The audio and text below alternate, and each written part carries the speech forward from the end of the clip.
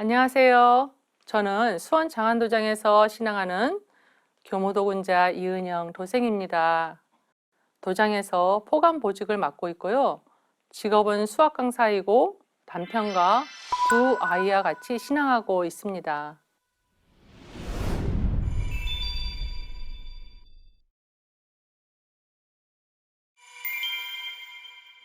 저는 기독교 모태신앙인데요. 어릴 적부터 신앙심이 남달라 교회에서 봉사하고 기도하는 신앙생활을 즐겨 하였습니다.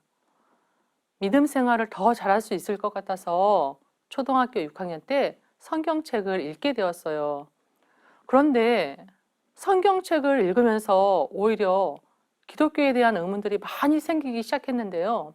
음, 남자 갈비뼈 하나로 여자를 만들었다는 거, 질투의 신 하느님이 사랑을 말할 수 있는 건지, 위대한 위인들이 예수를 안 믿었다고 지옥에 있다는 거, 바벨탑에 의해 세계 언어가 다 갈리고 노아 홍수로 세계가 다 멸종되어서 노아 방주에 탄 인간들로 세상이 다시 시작되었다는 것 등 도덕책이 더 좋은 이야기들로 가득한데 굳이 남의 역사책 같은 성경책을 왜 믿어야 하는지 수많은 의문들이 생기기 시작했는데요.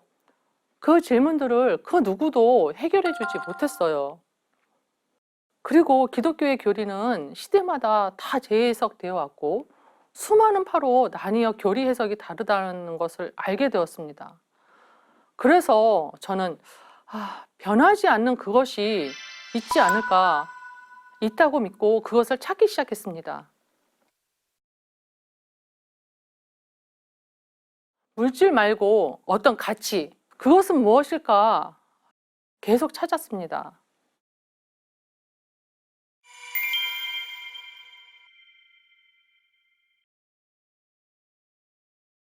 변하지 않는 게 무엇인지 알고 싶어서 주위 많은 분들에게 물어보곤 했는데요. 그 당시 만나는 사람이면 목사님, 전도사님, 누구든 질문을 한 기억이 납니다. 그때 친언니에게도 같은 질문을 했는데 언니는 그게 다이아몬드야 라고 이야기해 줬어요. 저는 어린 나이에 그래서 다이아몬드가 비싼 거구나. 변하지 않는 건 비싼 걸까? 라고 생각했어요. 하지만 다이아몬드란 답도 제겐 와닿지 않았고 물질 말고 어떤 가치, 그것은 무엇일까를 계속 찾았습니다. 그래서 저는 중학교 때 더 이상 기독교 신앙을 하지 못할 것 같아서 부모님께 더 이상 교회를 다니지 않겠다고 말씀드렸어요. 그리고 수녀가 되어볼까? 중이 되어볼까? 많은 고민을 하고 그 당시 저희 집이 서점을 하고 있어서 책을 많이 보면서 중고등학교 시절을 보냈던 것 같습니다. 변하지 않는 것이 무엇인지 아니? 하며 신기하게 제 마음속을 본 듯이 제가 정말 궁금해하던 그 질문을 던졌습니다.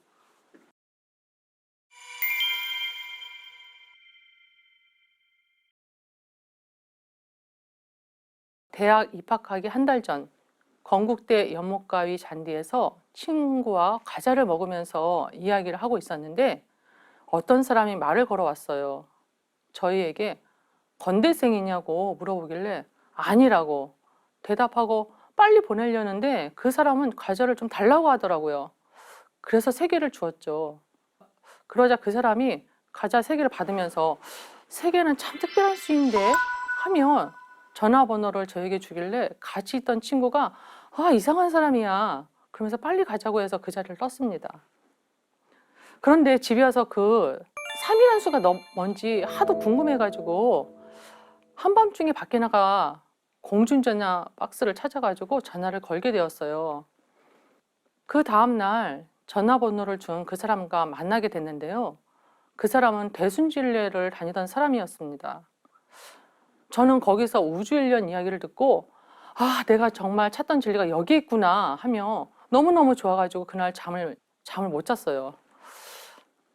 그때는 대순진리하고 증산도와 전혀 이제 차이에 대해서 몰랐고 상제님의 진리의 본적지가 증산도라는 것도 전혀 몰랐을 때였죠. 그리고 대학교에 입학하면서 학교에도 도인이 있을 것 같아서 같은 과 선배들에게 도인이 있으면 소개해달라고 했습니다. 그러자 선배가 아이고 우리 과에 그런 사람이 있다면서 소개를 해주겠다는 거예요. 그것이 바로 증산도를 만나게 된 계기가 되었어요. 선배가 소개해준 사람은 대순진리의 사람이 아니고 증산도를 신앙하는 선배였습니다. 그 선배는 저를 보고 첫마디가 변하지 않는 것이 무엇인지 아니? 하며 신기하게 제 마음속을 본 듯이 제가 정말 궁금해하던 그 질문을 던졌습니다. 그리고 변한다는 것이 변하지 않아. 그 변하는 틀이 생정염장이야. 그리고 그게 자연섭리고 그게 도야. 하면서 진리에 대한 열광을 3시간 가까이 해주었어요. 진리에 대한 이야기를 들으면서 잠시 대순진리를 제가 거쳐왔지만 내가 진짜 바른 길로 왔구나 하는 생각을 들었습니다. 그 이후 틈틈이 진리 공부를 했고 드디어 증산도에 입도하게 되었어요. 기쁨과 슬픔을 통해 사람은 인생을 단련하고 성장한다는 것을 깊이 느끼게 되었습니다.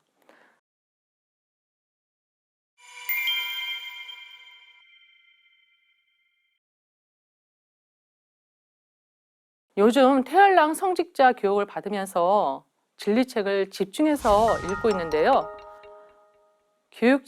교육에 참석해서 다른 일에 방해받지 않고 진리책을 읽을 수가 있으니까 평소 생각하지 못했던 부분도 생각하게 되는 것 같습니다. 진리책 22페이지에 이런 구절이 나옵니다. 인생의 삶 속에는 슬픔과 기쁨 사이를 오가는 운명의 시계추가 있습니다. 이 시계추가 희비의 양극단을 오갈 때 인간은 시리에 빠져 밀려드는 고독과 눈물로 인생을 단련시키기도 하고 환희와 삶의 보람으로 가슴에 멍울진 아픔을 씻어내기도 합니다. 기쁨과 슬픔은 태초에 하느님이 내려주신 고귀한 선물입니다. 이 말씀을 읽으면서 그렇지, 선물이지. 하나님이 내려주신 선물. 이 구절을 읽으면서 기쁨과 슬픔을 통해 사람은 인생을 단련하고 성장한다는 것을 깊이 느끼게 되었습니다. 그래서 앞으로 힘들고 어려운 일이 있어도 나를 성숙시키고 하나님이 내려주신 선물이다 라고 생각하고 그 선물을 잘 받아야지 하는 마음이 생겼어요.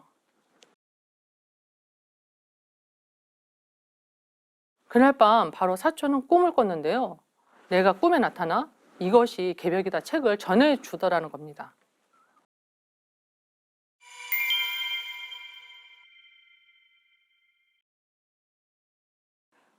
제가 포기는 많이 못했지만 그동안 진리를 전한 이야기를 좀 해드리려고 하는데요. 첫 번째는 중학생에게 진리를 전한 이야기입니다. 저는 수학과외를 하고 있는데요. 중학교 2학년 학생 첫 수업하던 날, 그날 그 집을 들어서는데 저승사자가 있는 것 같고 죽음의 기운이 막 느껴졌어요. 그때 당시 저는 체험도 잘하고 기운도 잘 느꼈거든요. 첫 수업이지만 그날 그 학생에게 부모님에게 이야기를 해서 이사를 빨리 가라고 말하게 되었는데 알고 보니 학생 어머니가 이미 암으로 투병 중이었던 거예요. 그 이후에 그 학생과 많은 진리 이야기야 인생 상담을 하면서 그 학생을 상제님 신앙의 길로 인도했고요. 또 하나는 제 사촌을 입도시킨 경우인데요. 대학 입학을 앞둔 고3 겨울방학 기간이었는데 사촌은 이치적으로는 증산도 진리가 다 이해가 가는데 마음으로는 느껴지지 않는다고 입도를 미루고 있었어요. 그래서 제가 사촌의 정신을 깨우기 위해 체험을 하게 해주겠다고 하면서 꿈에 내가 책 들고 찾아가겠다고 했습니다. 그날 밤 바로 사촌은 꿈을 꿨는데요. 내가 꿈에 나타나 이것이 개벽이다 책을 전해주더라는 겁니다.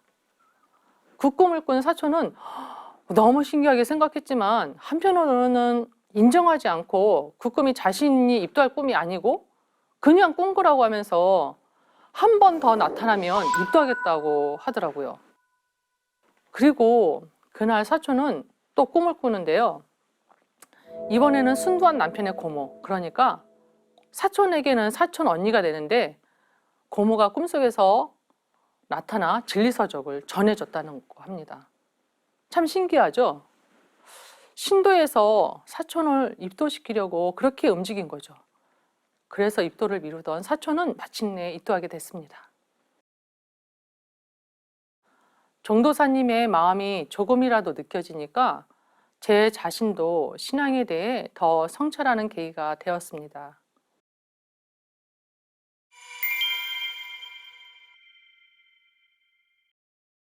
한 10년 전쯤 105일 정성 수행을 하면서 모든 일이 내가 생각하는 대로 되는 체험을 했습니다. 진리에 대한 확신과 종도사님 말씀이 잘 들리게, 종도사님이 어떤 심정으로 인류 구원 사업을 하시는지 알게 해달라고 기도를 하며 도공을 했는데 어느 날 온몸에 뜨거운 기운이 내려오면서 한참 통곡을 했던 기억이 납니다. 종도사님이 혼신의 힘을 다해 도전을 성편하시고 일꾼들이 빨리 깨어나 진리 사령관이 되기를 노심초사하시는 마음이 느껴졌습니다. 종도사님의 마음이 조금이라도 느껴지니까 제 자신도 신앙에 대해 더 성찰하는 계기가 되었습니다. 저의 좌우명은 초발심을 잊지 않는 것입니다. 초발심을 잊어버리지 않고 순수한 마음으로 종도사님 뜻을 받들어 세상을 위해 봉사하는 도생이 되고 싶습니다.